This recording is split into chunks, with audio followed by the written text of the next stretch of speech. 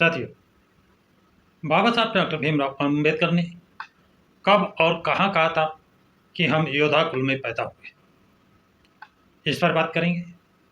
और बाबा साहब ने आत्मसम्मान को कितना बल दिया है, इसके विषय में आपको बताएंगे। आत्मसम्मान को कितना महत्व दिया है। और बाबा साहब ने परिचालित भूमि व्यवस्था जिसे खोती भी कहते हैं, इस व्यवस्था को समाप्त करने की घोषणा कब की थी और कहाँ पर की थी, इसको भी बताएंगे। और ये खोती व्यवस्था क्या होती है, इसके विषय में भी बताएंगे। इस खोती व्यवस्था से हमारे समाज का कितना शोषण होता है, इसके विषय में भी चर्चा करेंगे। और बाबा साहब ने दूरस्थ जाकर के बसने का जीवन यापन करने की सलाह क्यों दी थी, और इसके लिए उन्होंने कोई क्या उदाहरण भी दिया था, नज़ीर भी पेश की थी कि उन लोगों ने ऐसा किया, इसको भी बताएंगे उन्होंने क्यों ऐसा कहा था। साथ ही साथ अंतरजातीय भोज में भागीदारी क्यों करना चाहिए, इससे क्या मिलता है, इसके विषय में भी बताएंगे। तो साथियों, ये प्रकरण बहुत ही महत्वपूर्ण है, थोड़ा लंबा होगा, लेकिन अंत तक सुनेंगे तो आपकी जानकारी में सारी बातें आ जाएंगी, सारी शंकाओं का समाधान हो जाएगा। तो साथियों, भारतीय बहिष्कृत समाज सेवक संघ के संरक्षण में दूसरा अधिवेशन जो कहाँ हुआ था, रत्नागिरी में, जिसकी अध्यक्षता बाबा साहब डॉक्टर भीमराव अंबेडकर ने की थी, ये हुआ था 13 अप्रैल 1927 को। 13 अप्रैल 1927 को दूसरा अधिवेशन रत्नागिरी में किसका हुआ था, अखिल बहिष्कृत समाज सेवक संघ, भारतीय बहिष्कृत समाज सेवा संघ का दूसरा अधिवेशन की बात है। और ये कब हुआ था, 13 अप्रैल 1927 को। समय क्या था, 4:30 बजे शाम को। और ये हुआ कहाँ पे था, चिपलून, ये रत्नागिरी जिले में एक स्थान था चिपलून, वहाँ पर हुआ था। इस अधिवेशन में देवसौ नायक समता अखबार के संपादक आए थे, एस.एन. शिवकर आए थे, डी.बी. प्रधान, एस.एस. गुप्ते, बी.आर. काड़रेकर भी उपस्थित रहे थे। इस अधिवेशन में विषम परिस्थितियों से भी करीब, यानी विषम परिस्थितियों में करीब 8,000 पुरुष और स्त्रियों ने भाग लिया था, संख्या में शामिल हुए थे। कितने, 8,000 लोगों ने। ऐसी विषम परिस्थितियां क्या थी, वो भी साथियों ये बताना आवश्यक हो जाता है कि अधिवेशन के समय वहां पर तनावपूर्ण स्थिति कायम हो गई थी। कहाँ पर, जहाँ पर ये तनाव था, रत्नागिरी जिले के कौन सा स्थान पर हो रहा था, चिपलून, रत्नापुर जिले के चिपलून में। वहाँ पर अधिवेशन जब हुआ है तो तनावपूर्ण स्थिति थी। अधिवेशन हेतु, पंडाल लगाने हेतु कोई भी अपनी जगह जमीन देने को तैयार नहीं था, यानी इतना ज़्यादा परेशानियां थी, तनाव था, वो अधिवेशन को फेल करने का प्लान था। कारण, क्योंकि सनातन पंथी हिंदुओं के मन में ये भय व्याप्त था कि कहीं यहाँ पर भी महाड़ कांड की पुनरावृत्ति ना कर दें। महाड़ कांड, महाड़ में जो सत्याग्रह हुआ था उसकी पुनरावृत्ति ना हो जाए। आपको मालूम है, वहाँ पर जल ग्रहण किए थे और जब मारपीट किए थे तो उसका मुकदमा कायम करवाया था और उस मुकदमे की पैरवी करके सजा कराई थी। और दोबारा महाड़ सत्याग्रह में वहाँ पर मन स्मृत जलाई गई थी। इस बात का उनको डर था, महाड़ कांड दोबारा ना हो जाए, इसलिए वो जमीन कोई देने को, पंडाल लगाने को तैयार नहीं था। उनको ये भी डर सता रहा था, किनको, सवर्ण हिंदुओं को, कि अगर सम्मेलन उनके कस्बे में हुआ तो अछूत अस्पृश्य लोग उनके पानी को दूषित कर सकते हैं, पानी तालाब से, कुआं से पी करके, भर करके दूषित कर देंगे। पंडाल के लिए ज़मीन नहीं दे रहे थे, ज़मीन उन्होंने पंडाल के लिए नहीं दी थी। इसके अलावा पानी दूषित ना कर दें, उनको ये भी डर था कहीं पानी दूषित ना कर दें। इसको ध्यान में रखकर सवर्ण हिंदुओं ने पानी को दूषित होने से बचाने के लिए सभी कुओं को बंद कर दिया था, ढक दिया था, जिससे कोई पानी ना ले सके। उन लोगों ने अपने इस्तेमाल के लिए पानी भरने के बाद कुओं को ढक दिया था, बंद कर दिया, जिससे कोई पानी ना ले सके। कुएं बंद कर देने से पीने के लिए पानी की एक भीषण समस्या खड़ी हो गई थी। लेकिन अधिवेशन में आने वाले लोग इस समस्या से वाकिफ थे, उन्हें पूर्ण अनुमान था कि ऐसी समस्या आ सकती है, इसलिए वो लोग इस पूर्ण तैयारी के साथ आए थे। बाबा साहब कहते हैं सभी कुआं वहाँ बड़ी सावधानी व सुरक्षा से बंद किए गए थे, जैसे दुश्मन लोग उन पर हमला बोल रहे हो, यानी हमला बोल रहे हैं, दुश्मन आए हैं और वो पानी ना पी पाए, इस्तेमाल ना कर पाए। मतलब कुएं की सुरक्षा के पूरे बंदोबस्त किए गए थे। बाबा साहब कहते हैं कुएं की सुरक्षा के पूरे बंदोबस्त किए गए थे, जिससे कोई अस्पृश्य पानी दूषित ना करते। उनको डर था कि कोई अछूत पानी को दूषित न कर दे, पानी को छू ना ले, पानी भर ना ले। आगे डॉक्टर अम्बेडकर कहते हैं कि उनके साथी लोग चिपलून डाक बंगले में, यानी डॉक्टर अम्बेडकर और उनके साथ आए हुए लोग चिपलून डाक बंगले में ठहरे थे, और ठहरे भी 2 दिन ठहरे थे, 1 दिन नहीं, 2 दिन ठहरे थे। प्रगतिशील विचारधारा के स्थानीय नेता विनायक राव बर्वे और बीजी खाटू भी अधिवेशन में शामिल हुए थे। ओम स्वामी राग जी ने अधिवेशन में आए हुए प्रतिनिधियों का अभिनंदन किया, साथ ही साथ सवर्ण हिंदुओं से अपील की थी कि समय की नजाकत को पहचाने, उन्हें समझते हुए वे अपने दृष्टिकोण में खुलापन लाएं, अपने दृष्टिकोण को बदलें, उसमें खुलापन लाएं। इसकी आवश्यकता को समझने की आवश्यकता है, ये उनको सलाह दी गई। डॉक्टर अम्बेडकर अपने अध्यक्षीय भाषण में कहते हैं तुम्हें, यानी अस्पृश्यों को कहते हैं, तुम्हें अपनी दास्ता का समापन स्वयं करना होगा। कितनी बड़ी बात। अस्पृश्यों से क्या कहते हैं कि तुम्हें अपनी दास्ता का समापन, यानी अपनी दास्ता समाप्त तुम्हें खुद ही करनी होगी, स्वयं करना होगा।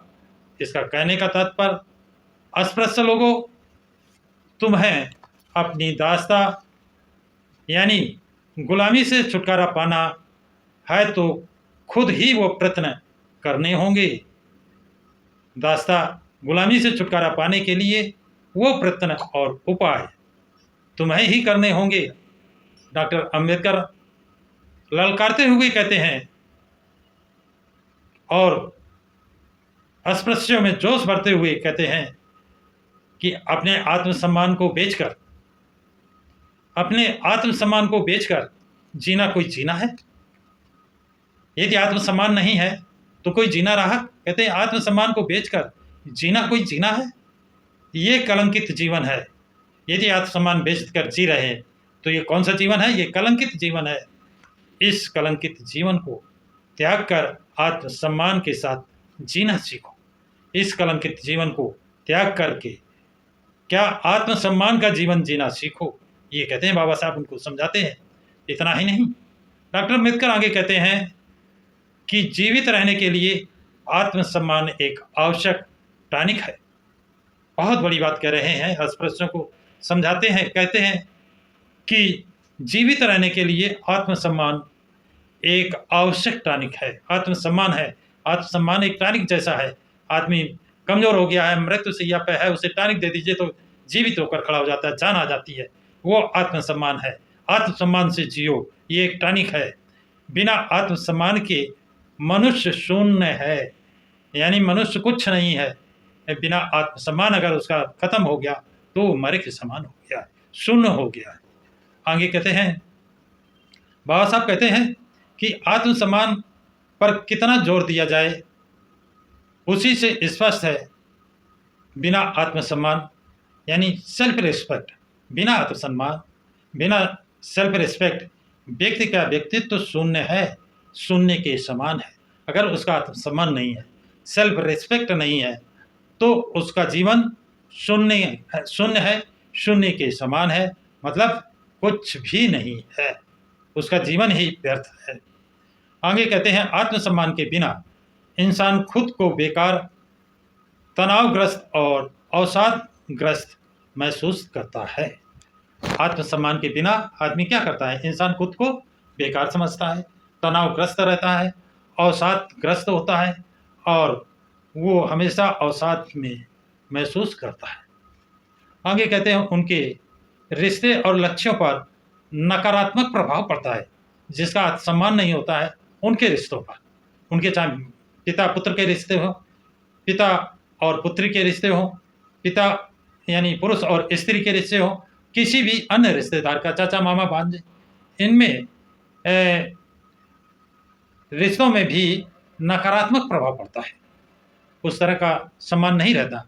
आत्मसम्मान खोने पर व्यक्ति अपनी कदर भूल जाता है कि उसका कद्र नहीं होता है। गुलामों की तरह, गुलामों एक तरह गुलाम समझिए, जिसका आत्मसम्मान नहीं रहा वो एक तरह गुलाम हो जाता है, उसको गुलाम की संज्ञा दी जा सकती है, भूल जाता है। आत्मसम्मान के बिना आपके शोषण की संभावना है। यदि आत्म आत्मसम्मान नहीं है तो आपके शोषण की संभावना है। आसानी से लोग नज़रअंदाज करते हैं, जिसमें आत्मसम्मान नहीं उसे लोग नज़रअंदाज भी कर देते हैं। आत्मसम्मान के बिना ना खुद खुश रह सकता है और ना ही दूसरों को खुश रख सकता है। बहुत बड़ी बात बाबा साहब कहते हैं, आत्मसम्मान जिसके पास नहीं है वो ना तो खुद खुश रह सकता है और ना ही दूसरों को, अपने परिवार के रिश्तेदारों या पड़ोस के लोगों को, किसी को वो खुश नहीं रख सकता है। आगे कहते हैं, आत्मसम्मान से जीने के लिए अपनी कठिनाइयों पर आपको ही काबू पाना होगा। यानी आत्मसम्मान आप कैसे पाएंगे? उन कठिनाइयाँ जो आती हैं उनका सामना आपको ही करना पड़ेगा, उन कठिनाइयों को आपको ही दूर करना पड़ेगा। कोई दूसरा ऊपर से नहीं आएगा, कोई आपका देवी देवता, कोई भगवान आपकी परेशानी को दूर करने नहीं आएगा। यदि ये करते तो आपका आत्मसम्मान ही नहीं जाता। इसलिए आपको आत्मसम्मान के लिए खुद ही संघर्ष करना होगा। आगे कहते हैं, बाबा साहब आगे कहते हैं, कड़े परिश्रम और निरंतर संघर्ष से ही आपको शक्ति, आत्मविश्वास और मान्यता मिलेगी, आत्मसम्मान मिलेगा, आत्मविश्वास मिलेगा। कड़े परिश्रम, मेहनत करनी पड़ेगी और एक दिन नहीं, एक घंटे नहीं, निरंतर लगातार ये संघर्ष आपको करना पड़ेगा, तब ये आपको सारी चीज़ें मिलेंगी। इतना ही नहीं, इसके पश्चात वो कहते हैं, कोकाड़ एक क्षेत्र है, वहाँ परिचालित भूमि व्यवस्था, जिसे खोती कहते हैं, के बारे में चर्चा की। साथियों, आपको बता दूं, खोती व्यवस्था क्या होती है? कृषि योग्य भूमि, जिसका उपयोग कोई व्यक्ति, परिवार या समूह खेती या कृषि उत्पादन के लिए करता है, उसका स्वामित्व किसी के पास होता है। उसमें स्वामित्व वाले और पट्टे बटाईदार दोनों प्रकार की जमीन शामिल होती है और उसमें जो काम करता है, खेती करता है, उसका कोई हक नहीं होता है। बाबा साहब कहते हैं, इस व्यवस्था के द्वारा खून चूसा जा रहा है समाज का, अस्पृश्य समाज का, डिस्प्रेस क्लास का, अछूतों का खून चूसा जा रहा है। रात दिन मेहनत की जा रही है, उनको खाने के लिए मोहताज है, खाने भर को अनाज मजदूरी नहीं मिलती। खेती वो करते हैं, फसल कोई लेता है। बाबा साहब आगे कहते हैं, उन्हें आगे आश्वासन देते हैं कि वो पूरा आगे प्रयास करेंगे और खेती व्यवस्था उन्हें हमेशा के लिए, ये जो खोती व्यवस्था है, इसके लिए कहते हैं कि उन्हें हमेशा के लिए मुक्ति दिलाएंगे, खोती व्यवस्था से हमेशा के लिए मुक्ति दिलाएंगे। इसके लिए कोई भी खतरा आए उसे झेलने के लिए तैयार हैं, ये उन्होंने घोषणा की। साथियों, आपको याद होगा 9 अक्टूबर को बसपा सुप्रीमो मायावती ने भी कहा था 2027 में सरकार बनाएंगे। इसके लिए जो भी करना पड़े वो करने के लिए, कोई भी कठिनाइयाँ आए, कोई भी, उन सब कठिनाइयों को पार करके, उन रास्तों पर चल करके 2027 में हम सरकार बनाएंगे। इसी तरह बाबा साहब ये 1927 में कह रहे हैं कि हम इस खोती व्यवस्था से मुक्ति दिलाएंगे 13 अप्रैल 1927 को। और बसपा सुप्रीमो मायावती 9 अक्टूबर 1925 को कह रही हैं कि साथियों आपकी सरकार बनवाएंगे, 2027 में सरकार बनाएंगे, इसके लिए मुझे जो भी करना पड़े वो करेंगे, वो लड़ाई लड़ने को तैयार है। बाबा साहब आगे कहते हैं आपकी दरिद्रता लज्जाजनक जीवन के प्रति आपको जागरूक करता हूं तो मुझे जान से मारने की धमकी मिलेगी। वही बात आई, अगर मैं तुम्हारी दरिद्रता दूर करने की बात करता हूं, तो मैं सम्मानपूर्वक जीने की बात करता हूं, तो मैं सम्मान से जीने की प्रेरणा देता हूं, तो मुझे जान से मारने की धमकी मिलेगी। लेकिन इस धमकी से मैं डरने वाला नहीं, इस धमकी से घबराने वाला नहीं हूं। डॉक्टर अम्बेडकर आगे कहते हैं कि मनुष्य का शरीर नाश्वर है। मनुष्य का शरीर क्या है? नाश्वर है। ये तो नष्ट ही हो जाएगा, कोई आज मरेगा कोई कल। हर एक को एक दिन तो मरना ही है। कितनी बड़ी बात बाबा साहब कहते हैं, मनुष्य का शरीर नश्वर है और हर एक को एक दिन तो मरना ही है। परंतु हम